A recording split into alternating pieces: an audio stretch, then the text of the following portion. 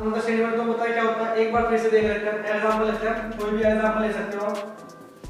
मान लेते हैं 3 5 7 9 11 13 डैश डैश डैश डैश। ठीक है बच्चों, इस तरह से चल रहा है।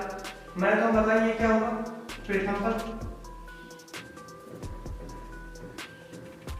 ये होगा कब, ये देखो पहला पद, दूसरा पद, तीसरा पद, चौथा पद, पांचवा, छठा, ऐसे ये चलते चले जाएंगे। लेकिन इनमें एक चीज होगी, एक समान अंतर, समान। इसका मतलब मैंने तुम्हें बताया सम का मतलब समान नहीं, और अंतर का मतलब है अंतर, डिफरेंस। तो पता समान मतलब इक्वल, अंतर का मतलब इक्वल है, डिफरेंस है। ठीक है, हमें इसका अंतर कैसे पता चलेगी, ये तो हमारी संख्या है, ये तो हम पता लगा सकते हैं, तुम्हें दिख रहा होगा 3 2 5 2 7 2 9 2 2 का अंतर चल रहा है।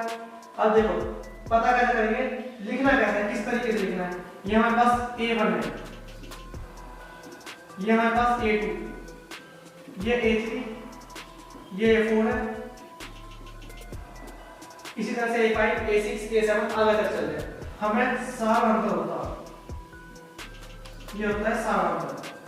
सार अंतर होता क्या है कि कितने पदों का अंतर चल रहा है, ये इसे बोलते हैं, डी से हम इसे डिनोट कर सकते हैं, डिफरेंस बराबर ये निकलेगा। अगर मैं 5 में से 2 घटा देता हूं, 5 A2 माइनस A1, A2 क्या है हमारे पास, दूसरा पद, तो ये हमारे पास पहला पद। कहने का मतलब किसी भी पद में से उससे पीछे वाला पद अगर घटा दें, जस्ट पीछे वाला, तो हमारे पास सार अंतर निकल के आ जाएगा। ये A2 हमारे पास, ये A1 है, 3 2 5, कितने का अंतर चल रहा है, 2 का। निकलेगा कैसे, यदि मैं 5 में से 3 घटा दूं, इसकी वैल्यू 5 माइनस A1 की वैल्यू 3, कितना बचा बच्चों, ये बचा 2। ये हमारा क्या है, D।